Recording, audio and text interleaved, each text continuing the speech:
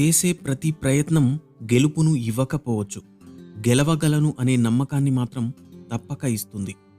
రాముడికి హనుమంతుడిపైన ఉన్న నమ్మకమే హనుమంతుడి బలం.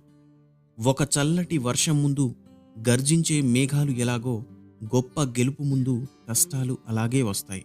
అబద్ధాలతో మోసాలతో కీర్తి ప్రతిష్టలను ఎంత గొప్పగా నిర్మించుకున్నా అవి కుప్పకూలిపోవడానికి ఒక్క నిజం చాలు.